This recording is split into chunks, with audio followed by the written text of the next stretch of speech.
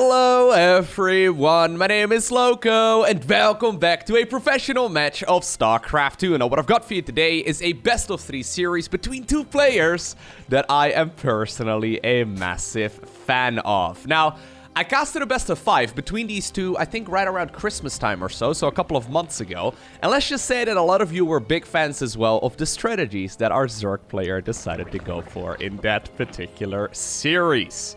So spawning here, in the bottom left-hand corner of Oxide, already going for a ridiculously quick gas and a very quick spawning pool as well. From Ukraine, we have none other than Bly. His opponent, in the opposite corner, one of the most stock standard Terran players in the world, and I mean that in the nicest way possible, because this man is ridiculously good. He's only getting better as well. We have, of course, none other than Clem. Alright, now, the question is, will Clem decide to go for an SCV scout, or is he going to rely just straight up on that Reaper? If he doesn't send an SCV, I think he's going to be in a little bit of trouble. So I think what our Zerg player is trying to do is just mine 100 gas, get link speed going. Yeah, okay, he does decide to pull out a gas right now. And since there's no SCV going ahead of the Reaper, this is going to... Okay, well, there is an SCV going ahead of the Reaper. Okay, so maybe this is doable. He's actually going to be scouting for proxy hatcheries then. But I'm looking at this, and I don't think I like this position for our French Terran player all too much. He's going to go for the command center on the low ground. There will be a Reaper that's going to head straight across the map. Overlord will actually see right now as well the direction that the SCV is taking. So indeed, the Zerglings are going to move on over towards the left side of the map. If the Reaper moves out, and the Zerglings kill the SCV that's building the command center, and maybe even the command center itself, that is pretty much as close to game over as we can get. Now, the SCV over here will be awaited by at least a couple of Zerglings. Bly's going to try and hide a little bit more. He only sees the timing right there of the hatch. Maybe he's going to, yeah, okay, at the very least he's going to be able to keep the Reaper at home right now. But normally you do this kind of opener not with link speed. You do this kind of opener just with slow links instead. Okay, you know what? This is not so bad for... Oh my god, no way! These are under attack. I was literally about to say this is not so bad for our Terran player. I guess Bly has been playing a little bit of Warcraft 3 or something, right? Getting himself that full surround. Losing that Reaper is an absolute disaster, especially before link speed is done. Imagine how much work it could have gotten done here. Either way, link speed will finish up. I guess the bunker will as well, but the Marine over here will be killed. Okay, one Marine does make it to the bunker here eventually. The question is, can Bly bite with his Zerglings right now through this bunker? I mean, he's already killing a load of SCVs. He's already denied and delayed that command center here for quite some time. It's gonna end up getting cancelled. Okay, and just like that, game number 1 is over. Whew. I don't think I've ever seen a Reaper get surrounded like that. Off creep with slow Zerglings. That is not something that normally happens. Now, of course, what ended up happening there, specifically for the Terran player, right, is that he moved his Reaper towards the high ground. He can't see what's going on top of that high ground when he sends the Reaper there. So very quick response time there from Bly. Obviously, both of these guys are from Europe, so these games were played on the European server. It's one of those little moves that I don't think could ever happen in like a Korean versus European player, right? So when it comes to, for example, a Korean player going up against a European, they will usually play either on NA West or NA Center. So it basically means that the both of them, right, are going to be playing with like 150 ping or so, and those kinds of moves just aren't really viable you know, you can always get lucky, I suppose, but it's just harder to do, I guess, where you do have a bit of a delay. Anyways, this series was played during the group stage, the very first group stage of Stay at Home Story Cup. Now, obviously, I casted that event, had an absolute blast, but as far as I could find, no one actually casted this series. So, generally speaking, when there's quite a few players that are still in the tournament in the first stage of the event, usually there's a bunch of games being played at once, right? So, for example, I think we used like 8 different 4-man groups. And the first day was like a 12-hour long cast, so we were there for quite some time. But, you know, if you try and cover all of those best of 3s that are being played that day, it's just way too much content. So usually what ends up happening is that 2 or sometimes even 4 groups will be played at once. Usually there's multiple live streams going on as well, but sometimes obviously if you have like I don't know, a pro gamer that likes to take the distance, right? Likes to take the games very, very long. Like, for example, Sol, he likes to play the games until, like, the 50-minute mark whenever he can. You know, sometimes the event will be delayed, and some of the games just won't be covered, even if a lot of people are interested. So, as far as I could tell, no one actually casted this series yet, so I'm excited to find out exactly what ends up going down. Because already, I mean, I think game number 1 delivered, right? Maybe that was a little bit lucky there for Bly. But at the very least, he's doing Bly things. Now, in a straight-up game, by the way, I mean, don't get me wrong, Bly is perfectly capable of playing macro, but in a straight-up game, if Clem can stabilize and get towards the middle stages of a match, I'm pretty sure he's gonna win 9 times out of 10. Clem is super good at just playing that straightforward Terran style, and he's... I think even, like, maybe we can even say that he's better than anyone else at that style right now. I mean, that's always a little bit hard to say, obviously. He actually didn't have a very good performance at Stay-at-Home Story Cup, all things considered, but there's no denying that he is one of the very best, and every player, obviously, can have a day off. But, yeah, like, the guy is super good, and I think if he can indeed stabilize the game towards, like, his comfort zone, he's more than likely gonna end up winning it. So I think that's what we'll probably see right here out of Clem. I actually like this opener a lot. So this is just gonna be your classical 16 Marine drop, it seems. One of the things, though, that's really strong about this build is that you finish up Stimpak very early on. So the normal way in which we see Terran players open up in this particular matchup is to go for a barracks, into a factory, and then into either a third command center or a starport first. And then, you know, if they go CC first, they will go for the starport afterwards. And if they go starport first, they will go for the CC afterwards. Anyways, long story short, this is not that build. Right? This is a build order where you can go for the starport as well, get a reactor on the factory, and then switch it over and start up 2 medivacs. And you can get both Stimpak done, as well as 2 medivacs by about the 5-minute mark. Now, what's nice about it is that... Okay, it's not going to be happening in this particular game. I'm not entirely sure what Bly is up to. But if, say, for example, Bly would go for a roach push, those usually hit right around the same time as Stimpak finishes. Right? And you can imagine, since the 60 Marine drop is kind of intended, and this is scouted, by the way, at this point as well, but it's intended to hit as early as possible, and, you know, you want to hit with the upgrade finishing and all that, right? Right as you get across the map. You can imagine that if you get that in a defensive position, that's even more superior. Now, already, though, if we're talking about standard build orders, okay, I was going to say, Zerg is doing something weird. There's no third hatchery. This has been spotted here by Clem as well, but it's going to be a Roach Warren right now together with a Nidus network. So Bly right now is going to prepare a couple of Overlords, apparently. He's probably planning on planting the Nidus network inside of his opponent's base, although Clem is going to try and move in for the scout.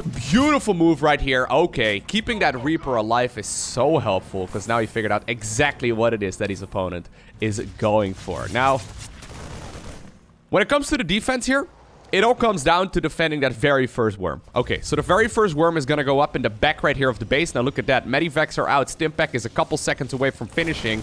Marines don't even need to use Stim, though, because they will be able to deny this just fine. At the same time, a couple Zerglings here at the front, trying to see if they can go for some multi-pronged harassment, but denying that first worm is absolutely massive. Second worm is going to go up in the corner of the base as well. This time around, Stim is ready to go, but I actually like what Clem does here.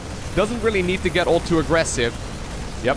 Kills it once more. And this is now a disaster for our Zerg. So, next time around, right? Yeah, okay, he decides to Nidus over here. Next time that he's going to be able to hit, there's going to be a siege tank out.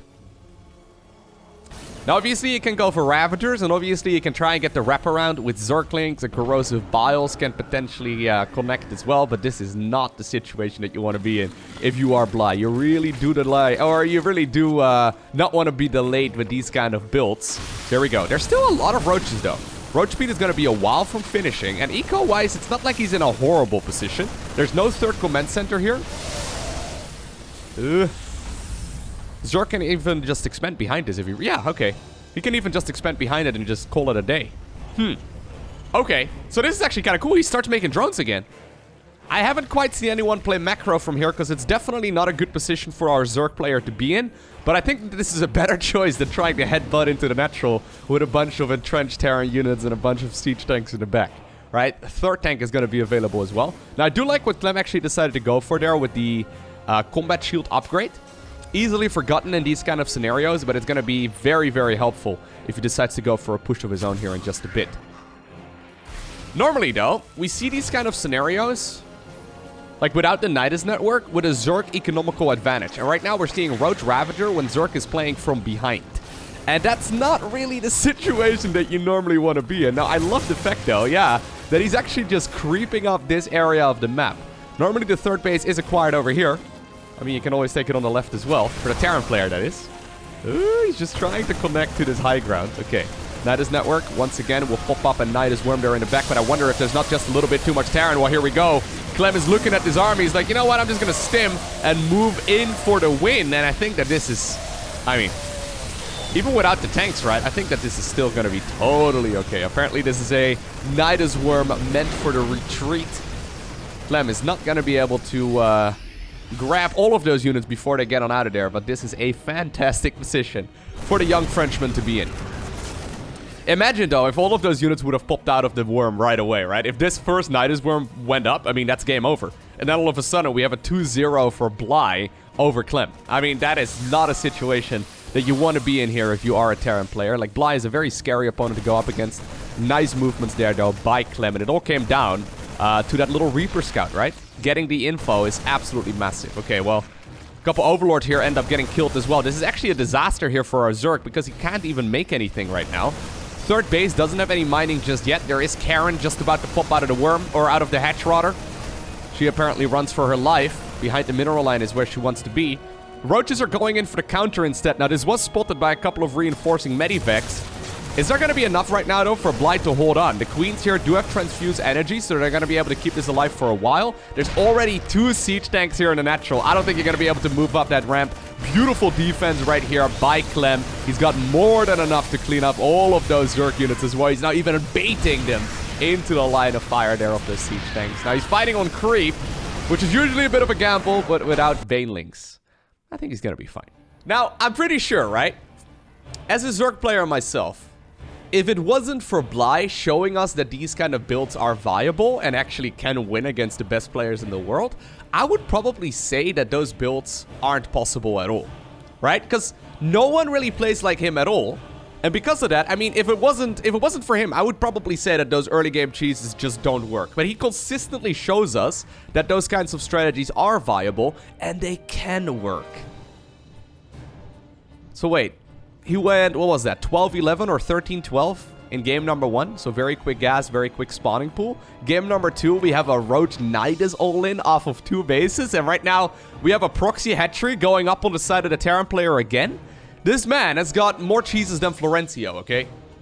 And obviously, he plays at like a couple thousand MMR higher as well. If this works out, that would be amazing. So, pretty quick spawning pool here as a follow-up as well. I think that what this is going to be is a roach-based push. So we used to see these kind of pushes quite a bit. Yeah, I think you go like double gas, like 12 or so drones right here on minerals. Double gas, saturate those with 3 each, and then just pump out roaches very quickly. Now, I love this from Clem. Oh, yeah, nice. So, the only downside here is that Bly also has the image of someone that cheeses a lot. So, okay. I think, yeah. Oh, this is gonna be... Ooh, okay, that's not the situation you want here if you are Bly. There's gonna be a bunker coming up right outside of the hatch. Still, though, I mean, look at this.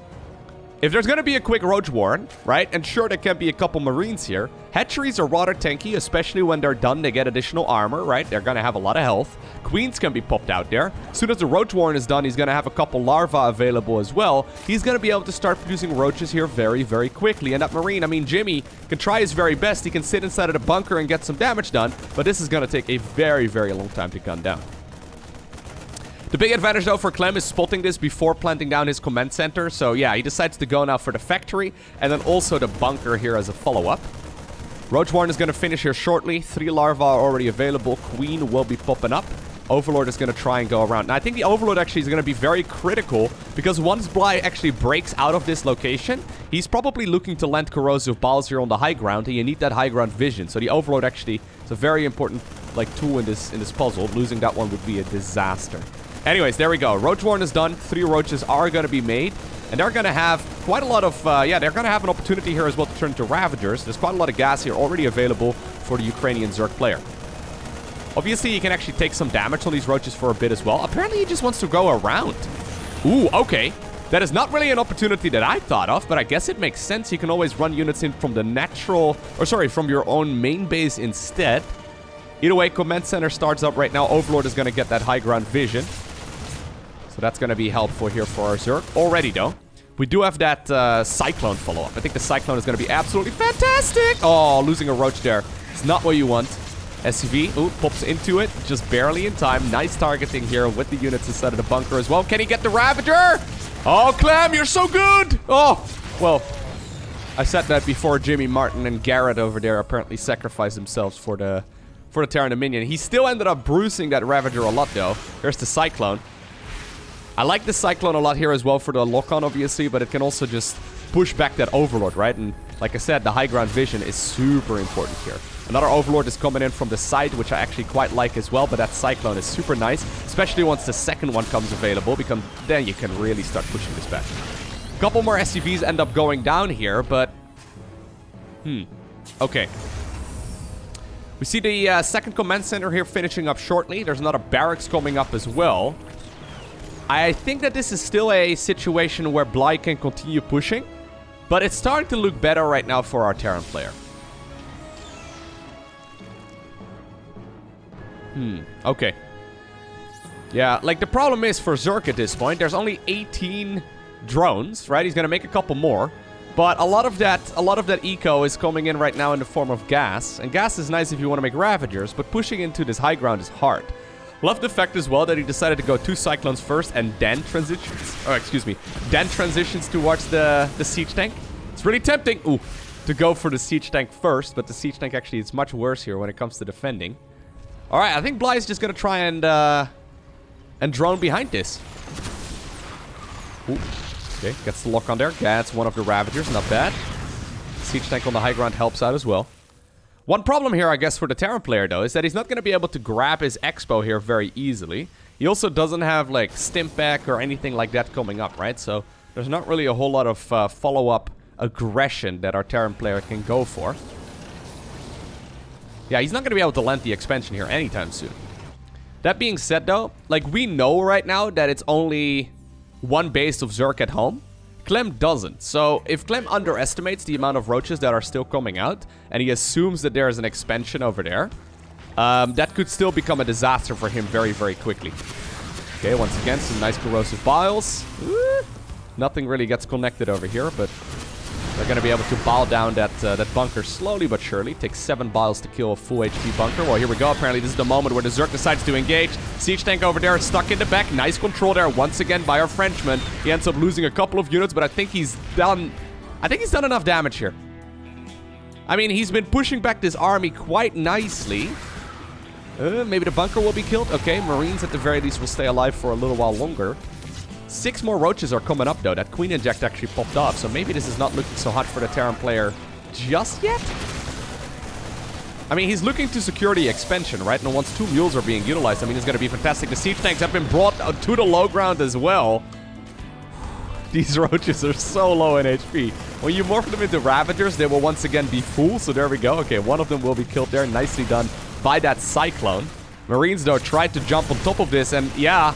I mean, maybe the Cyclone can be picked off here, but that's still quite a lot of Marines available, and quite a few Siege Tanks here on the low ground too. Now, Link Speed was acquired during all of this. Nice corrosive balls there that will kill at least one of the tanks. Nice splits here as well by Bly to try and negate some of that splash damage of those tanks. Second Siege Tank will also end up getting picked off. Micro Wars. I love it. Siege Tank decides to go back right now to the high ground. Eventually, though, I mean, can he land it? Oh, that little bit of creep. Yep, he can land it right now. Decides to go for the Medivac rather than an additional Siege Tank here first. I guess actually the Medivac was already in production. Yeah, he's got 2 tanks over here. Third tank is going to be joining again as well. Well.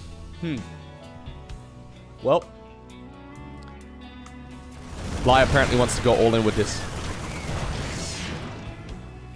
If we look right now at the income, you can see the issue that the Zerg player is having, right? Terran is now not only gonna trade more efficiently with their units, but they're also gonna... Ooh! Siege Tanks, I guess. Well, I mean, that's not efficient at all. If Siege Tanks do friendly fire to the Marines, that would be a disaster. But, yeah, Terran trades more efficiently over here, and obviously he's also getting more income. So, Bly really needs to pull a rabbit out of a hat here. I think he's got one more attack wave left in him. At the very least, that's what he's planning on doing. If he can get a couple of lucky corrosive biles, I do think there's a chance for him to potentially get back into this. Siege tanks, though, I mean, behind a really nice line over here, right? You're not going to be able to close the distance there. I love what Clem is doing also with the structures positioning, just making it harder and harder for those units to actually step forward and land those biles. Medevac here, scouting. Almost feel like you could park the medevac like you park an Overlord. That would not even be a bad idea. Just get that high ground vision in. Expo comes up actually for Bly. Really? That Expo is never going to do anything though, right? Okay, well, Stimpack is now also happening here for Clem. He scans here and he sees that his opponent has expanded. I think it may just be a distraction though. Here we go. Apparently Bly has decided that this is the moment where he wants to engage, but I mean, there's way too much Terran. Yeah, okay, well, single G is called. And with that, it is Clem who obtains the victory. I hope you enjoyed watching this cheeky series of StarCraft 2. If you did, hit that like button down below. If you want to see more, you know what to do. Hit that subscribe button so you get notified as soon as future videos go live. For now, though, I want to thank you for watching. Have an awesome day. Don't forget to smile. And I'll see you once again in the next one.